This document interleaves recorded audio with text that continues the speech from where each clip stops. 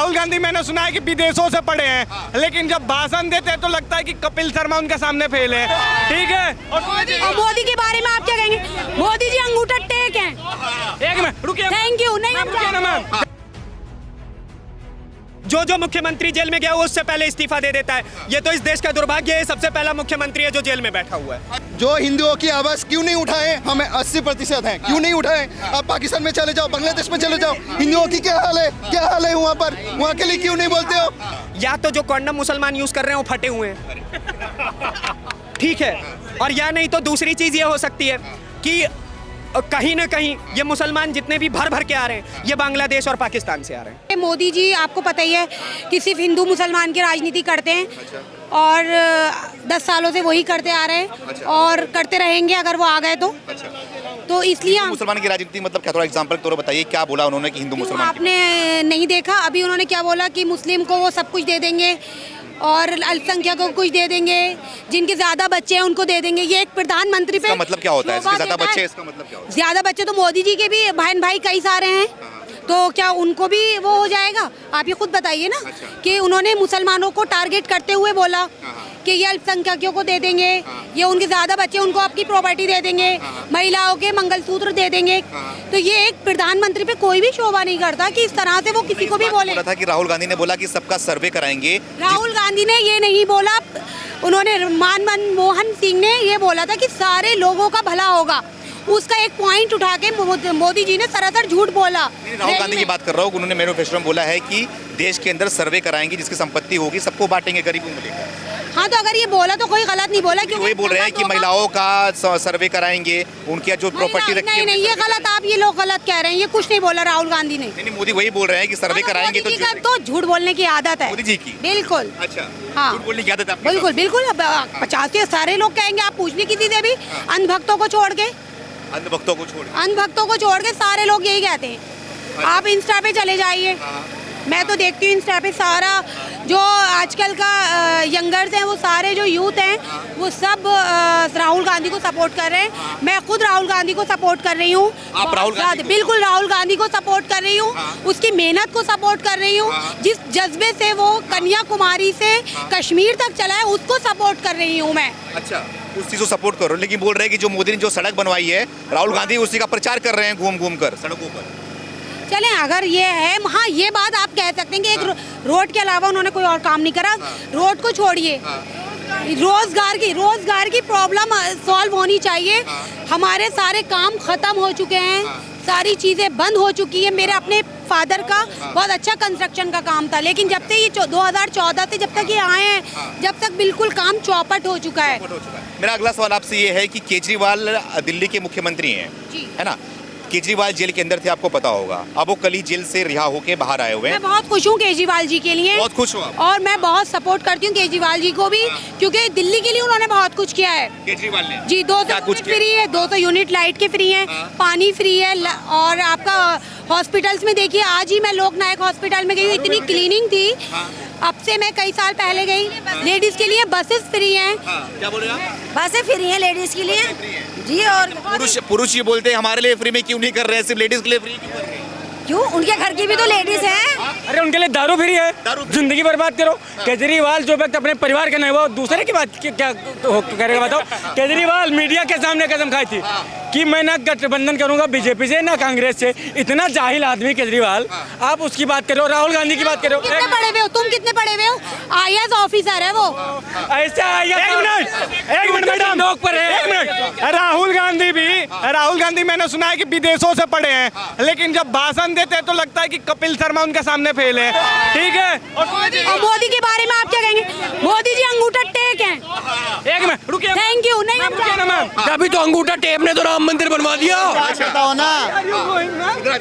अभी तो सवाल पूछा भी नहीं था। क्या लग रहा है जो केजरीवाल बाहर आए, जेल से बाहर आए हैं, वो बड़े जोश में दिखाई दे रहे हैं, बोल रहे हैं कि इस बार जो अब केजरीवाल बाहर आ गया है, अब जो है काम करके दिखाएगा, जो वादा था पूरा करके दिखाएगा। ये तो सिस्टम में जो है ना, आओ सनम फिर जाओ सनम।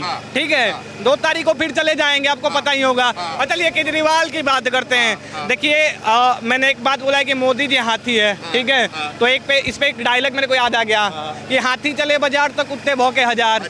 तो ये कुत्ते अगर आगे भोंक भी लेंगे तो कोई फायदा होने वाला नहीं है, ठीक है। और बात रही, चलिए डिक्टेटरशिप की थोड़ी सी बात कर लेते हैं। जो डिक्टेटरशिप का रोना करते थे, विधवा विलाप करते थे डिक्टेटरशिप का, अब मैं पूछना चाहता हूँ, अब तो केजरीवाल बाहर आ गए हैं, अब क्यों नहीं बोलते हो डिक्टेटरशिप के बारे में? ध्रुव राठी अब क्यों चुप है? ध्रुव राठी सुप्रीम कोर्ट बोलता था कि ये कानून को मोदी जी ने अपने जेब में रखा है, तो ईडी को अपने जेब में रखा है, सीबीआई को जेब में रखा है। तो अगर जेब में रखा होता तो आज तो केजरीवाल जी बाहर नहीं आए होते, लेकिन केजरीवाल जी बाहर आ गए। तो इस जर्मन शेफर्ड को 2 शब्द बोलना चाहूंगा कि तुम अखंड चूतिया हो और चूतिया रह जाओगे, ठीक है। और तुम्हारे सामने जब नीतीश राजपूत आता है तो तुम्हारा क्यों मुंह बंद हो जाता है? क्यों नहीं रिप्लाई कर पाते उसके वीडियो को? जैसे नीतीश ठाकुर क्या करता है, नीतीश राजपूत ये करता है, उसको मतलब काउंटर करता है। मैं केजरीवाल की बात कर रहा हूँ। केजरीवाल ने बोला था कि देखो, मैं बोला था जल्द आऊंगा, वापस आ गया हूँ, 21 दिन के लिए यहाँ पे हूँ दिल्ली के अंदर, और चुनाव को पलट के रख देंगे, ऐसा बताया भी जा रहा है कि दिल्ली में अगर केजरीवाल आ गए हैं तो जो 7 सीट है, सीधे तौर पे 7 सीटों पर असर पड़ेगा इस बार चुनाव। देखिए, चाटुकार चमचों के बारे में बोलूंगा, केजरीवाल जी को नहीं कह रहा हूँ, चाटुकार चमचों से बोलूंगा कि कुत्ते पाल लो, बिल्ली पाल लो, बहम पाल लो या बांस डाल लो, आएगा तो मोदी ही। जनविन सी बात है, ठीक है, आएगा तो मोदी ही। और देखिए, केजरीवाल जी की बात करते हैं, केजरीवाल जी थे तो थे, रह के क्या कर गए? 2019 में थे ना, 2019 में थे तो क्यों नहीं जीत गए ये लोकसभा का सीट? क्या किया है केजरीवाल जी ने? मैं दिल्ली में रहने वाला एक एवरेज स्टूडेंट हूँ और मैंने देखा है कि केजरीवाल जी के शासन में जो सुविधाएं हमें मिली, जो शिक्षा का खर्च कम हुआ, जो हमारे घरों में 200 यूनिट बिजली मुफ्त हुई, और उसके अलावा दिल्ली एनसीआर का जो डेवलपमेंट है और जो सारा प्रशासन है, उसमें जितना सुधार मुझे दिखाई दिया, मेरी इकोनॉमिक्स, मैं अभी इकोनॉमिक्स में पीएचडी स्कॉलर हूँ, और एनालिसिस ऑफ करंट डेटा के अकॉर्डिंग दिल्ली का इकोनॉमिक स्ट्रक्चर अच्छा है कंपेयर टू अदर स्टेट्स। ये किया है केजरीवाल जी ने, काम बोलता है, काम। एक छोटा सा क्वेश्चन, आप पढ़े लिखे हो, आप पढ़ाई भी कर रहे हो, मैं तो अनपढ़ गवार हूँ, मेरे को इतना पता भी नहीं है, ठीक है। आप एक बता दो, केजरीवाल ने रेनोवेशन को छोड़कर एक नया स्कूल खोला है, मेरी बात सुनिए, नाम बता दो, दिल्ली के एक स्कूल का नाम। ये क्या बात हुई यार? अब बातें घुमाने लगे दिल्ली के। एक जवाब दो ना, एक स्कूल का नाम बताओ, अगर काम करा है तो बताओ। देखिए, दिल्ली के सारे स्कूल को वर्ल्ड वाइड कर दिया गया और उसकी एजुकेशन को एक आम आदमी के बजट तक पहुंचाया गया। ये काम दिखता है। देखो, मैं ये नहीं कहूँगा कि राम मंदिर, इनकी दोनों ही स्टेटमेंट में सबसे पहले तो आपको सवाल करना चाहिए, एक्सक्लेमेशन मार्क लगाना चाहिए। ये कह रहे हैं दिल्ली के सारे स्कूलों को वर्ल्ड वाइड कर दिया गया, ठीक है। जैसे अमेरिका और ब्रिटेन के बच्चे आकर के दिल्ली के स्कूलों में आके पढ़ाई कर रहे हैं। सबसे पहली चीज़, ऐसा संभव है? नहीं है। अब दूसरी चीज़, इन्होंने कहा कि दिल्ली के सरकारी स्कूलों को अफोर्डेबल कर दिया गया। अब मुफ्त की पढ़ाई में क्या अफोर्डेबल हो सकता है? मुफ्त की पढ़ाई है, मुफ्त की पढ़ाई रहेगी। वो पहले भी फ्री की थी, अब भी फ्री की। अफोर्डेबल जैसे इसमें क्या शब्द है? गजब हाल है। मुफ्त की पढ़ाई जब दिल्ली में हो सकती है तो उन राज्यों में क्यों नहीं हो सकती जहां हमारा मसीहा बैठा है, जहां धर्म की बात करने वाला बैठा है? मेजोरिटी जब तक एजुकेशन की तरफ नहीं जाएगी, इकोनॉमिक डेटा को नहीं देखेगी, तो इस तरह के कुछ चमन चंपू उन्हें मिसगाइड करते हैं। मतलब क्या है धर्म की बात करने वाला? मतलब बोलने का मतलब क्या? मेरा सीधा सा मतलब ये है कि हमें धर्म से हटके देश के हित के बारे में सोचना चाहिए। धर्म की बात तो नहीं कर रहा है कोई, जिसकी बात कर रहे हो आप, धर्म की बात तो कर रहा है। आपको अधर्म की बात करने वाला चाहिए, धर्म की बात? मुझे धर्म की बात करने वाला ही चाहिए। पर पूछ रही है ना, अगर मोदी जी धर्म की बात करें तो नहीं, आप मोदी से बिके हैं। मैं नहीं बता रहा हूँ, नहीं, आप शायद बिके होंगे। सुनिए, जो हिंदुओं की आवाज क्यों नहीं उठाए? हमें 80% है, क्यों नहीं उठाए? आप पाकिस्तान में चले जाओ, बांग्लादेश में चले जाओ, हिंदुओं की क्या हाल है वहाँ पर? वहाँ के लिए क्यों नहीं बोलते हो? मैंने ये नहीं कहा, मैंने किसी धर्म का नाम नहीं लिया। आप बोल रहे धर्म की बात कर रहे हैं, ये मुझे बात थोड़ी बोलिए कि धर्म की बात क्यों नहीं करनी चाहिए? आप मोदी की बात क्या धर्म की बात करना बुरा है क्या? आप एक बात बताइए, इस देश में राष्ट्रपिता की उपाधि महात्मा गांधी को दे रखी है, ठीक है। अब वही उसी आदमी के आज भी अगर आप राजघाट जाएंगे तो उनके उसके ऊपर हे राम लिखा हुआ है, उनके अंतिम शब्द हे राम, ठीक है। वो दिन रात गाते क्या थे? रघुपति राघव राजा राम, ठीक है। संविधान की पहली पुस्तक पे सबसे पहले पन्ने पे किसकी चित्र उकेरी गई है? श्री रामचंद्र की। अरे तो इस देश में धर्म की बात नहीं होगी तो क्या जाके पाकिस्तान में धर्म की बात होगी? सीधा अंतर है। बात पाकिस्तान की कर नहीं रहा, मैं भारत का एक नागरिक हूँ और मेरे पास अधिकार है, संवैधानिक अधिकार के अनुसार। लोकतंत्र में सबको हमारे पास अधिकार नहीं है, हमारे पास अधिकार नहीं है। हम हिंदू होते हैं, हिंदुओं की बात क्यों ना करें?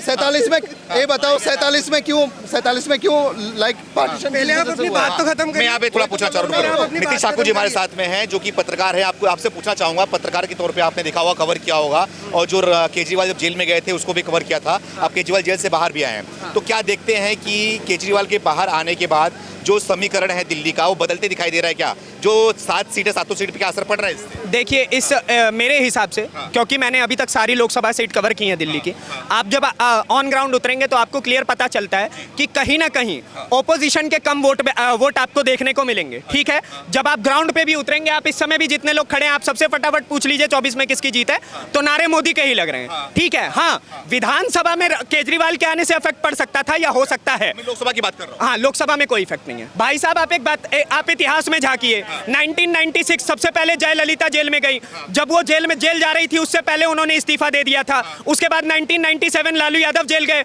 जब जेल जाने से पहले उन्होंने अपने मुख्यमंत्री पद से इस्तीफा दे दिया। 2011 में साउथ के एक चीफ मिनिस्टर जेल में गए, उससे पहले उन्होंने इस्तीफा दे दिया। अभी हेमंत बिस्वा शर्मा जेल में गए, उससे पहले उन्होंने इस्तीफा दे दिया। आप इतिहास में जाएंगे तो एक भी जो मुख्यमंत्री जेल में गया वो उससे पहले इस्तीफा दे देता है। ये तो इस देश का दुर्भाग्य है। सबसे पहला मुख्यमंत्री है जो जेल में बैठा हुआ है। अच्छा, केजरीवाल बोल रहे हैं कि ऐसा कोई सरकार, जो सरकार होती है, अगर सरकार के जो टॉप लीडर होते हैं, अगर वो जेल के अंदर चले जाते हैं, सरकार गिर जाती है पूरी तरीके से। जो उनके सरकार होती है वो डगमगा जाती है। लेकिन जो आम आदमी पार्टी की सरकार है, डगमगाई नहीं है, यानी कि दम है इनके अंदर भी। दम नहीं है, डर है।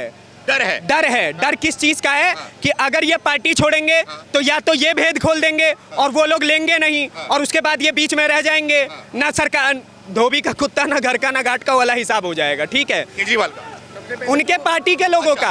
आप एक बात बताइए, आप क्यों नहीं जाके पूछते आम आदमी पार्टी के कार्यकर्ताओं से कि राघव चड्ढा कहाँ है? आंखों का ऑपरेशन हो रहा है, नाक का ऑपरेशन हो रहा है, कान का ऑपरेशन हो रहा है। सारा ऑपरेशन तभी याद आ रहा है जब आपके पार्टी अध्यक्ष जेल में बैठे हुए हैं, जब आपके पार्टी के मंत्री सारे जेल में बैठे हुए हैं, उसी टाइम पे सारा ऑपरेशन याद आ रहा है। और उसके बाद ये आदमी कह रहा है कि मैं खुद बीमार हूं। अबे तू बीमार है तो 20 दिन तक सोएगा कैसे? नहीं, डायबिटीज की गोलियां ले पहले तू। सीधी सी बात है, तू तो खुद को बीमार कहता है ना। और दूसरी चीज मैं ये जानना चाहता हूँ, आप एक बात बताइए, सुप्रीम कोर्ट ऑफ इंडिया जिन्होंने जमानत दी, ठीक है, दिल्ली हाई कोर्ट जिनकी बेंच ने मिलकर इनको जमानत दी है, आप मुझे इतनी सी बात बताइए, जब राजनाथ सिंह की माता जी की मृत्यु हुई थी उस समय पे जमानत नहीं दी गई, ठीक है, क्यों? और वो ये कह करके कि ये पॉलिटिकल प्रिजनर है, जबकि पॉलिटिकल प्रिजनर को अधिकार होता है ये जमानत मिलने का। उसके बाद और आज आप देखिए, ये आदमी इतने घोटाले करने के बावजूद जेल में बैठा हुआ है, और उसके बावजूद भी ये कह करके जमानत इसको दे दिया गया क्योंकि ये मुख्यमंत्री है। ऐसे तो कल को सारे मुख्यमंत्री जेल में बैठे रहेंगे, बोलेंगे हमको तो जमानत मिली जाएगी। केजरीवाल ने अपने भाषण में एक और बात बोल रहे थे कि अगर मोदी जीत जाएंगे तो सबसे पहले है वो योगी को हटाएंगे। जितने बड़े बड़े नेता जो मोदी जी को छवि जो कम कर रहा है उसको पहले सबसे पहले हटाएंगे, यानी कि योगी का नाम ले रहे हैं, योगी सबसे पहले हटाया जाएगा। इसका मतलब क्या है कि क्या आप मानते हैं आप कि ये राजपूतों को कहीं ना कहीं वो कर रहे हैं क्या?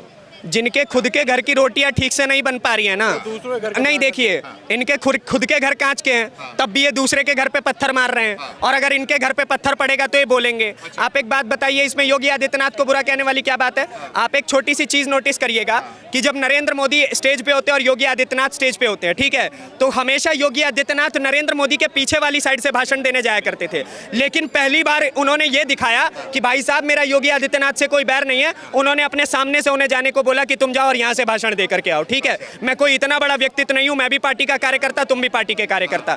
और ये लोग, आप एक बात बताइए, अरविंद केजरीवाल अगर इस पार्टी के भारतीय जनता पार्टी के ऊपर सवाल खड़ा कर रहे हैं कि ये लोग अपनी नीति के हिसाब से चलाएंगे, अच्छे लोगों को आने नहीं देंगे कुर्सी में।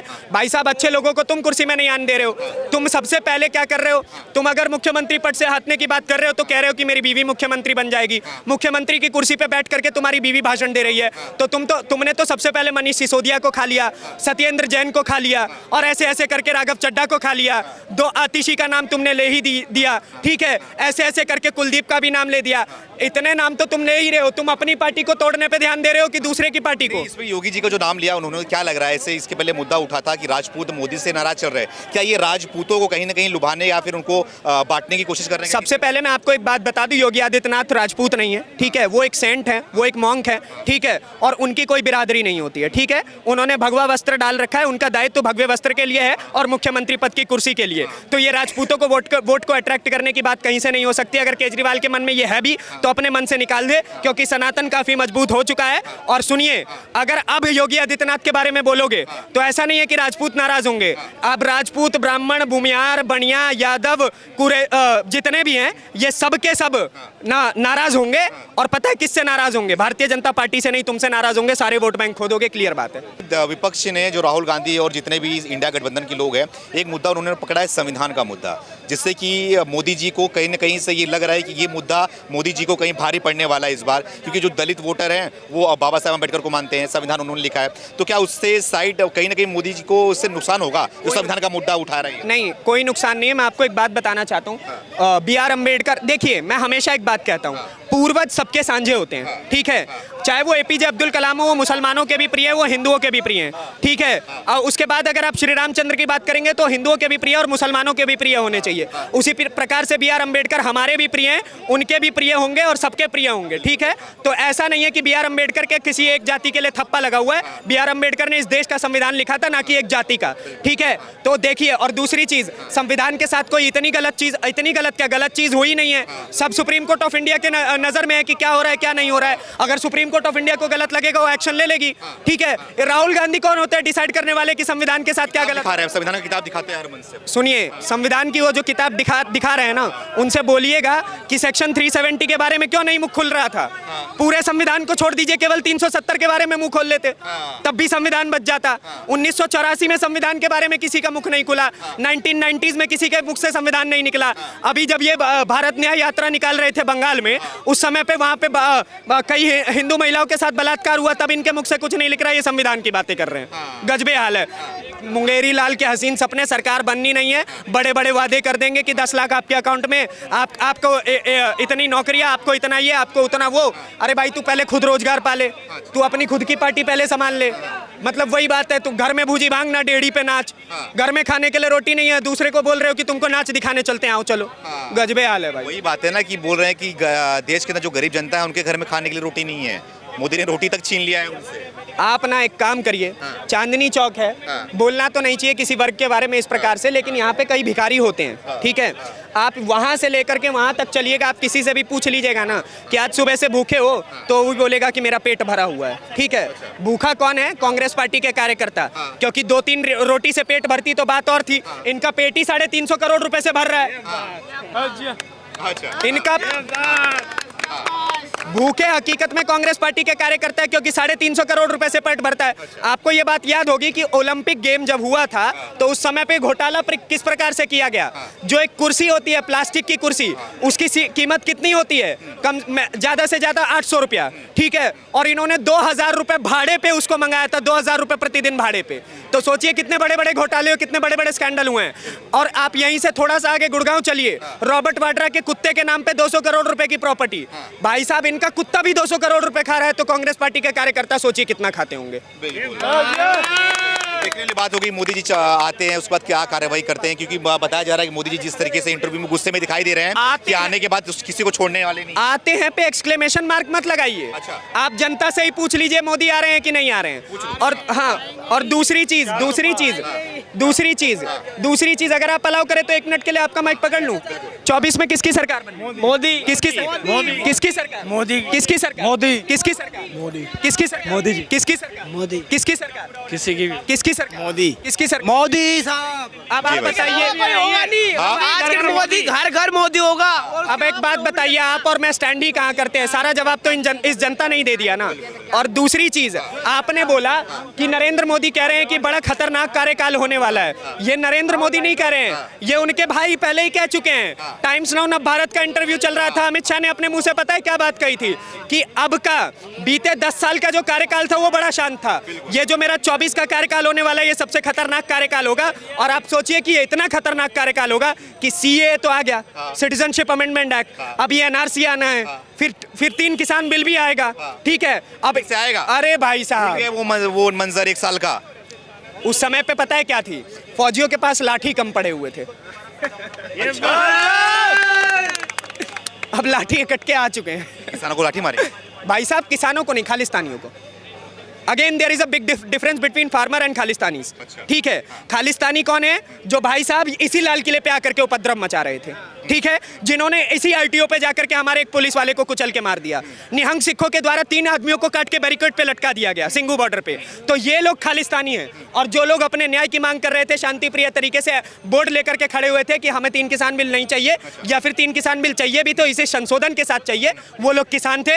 किसान और खालिस्तानियों में अंतर है। खालिस्तानियों के लिए लाठी तैयार है, किसानों के लिए कलम। जो आप बोल रहे हो कि जो मोदी जी का तीसरा कार्यकाल होगा बड़ा खतरनाक होने वाला है, क्या एक तबके के लिए, एक वर्ग के लिए? अब देखिए, एक वर्ग अगर 18 बच्चे पैदा करता है तो भाई देश में तो हम जनसंख्या नियंत्रण कानून की मांग कर ही रहे हैं।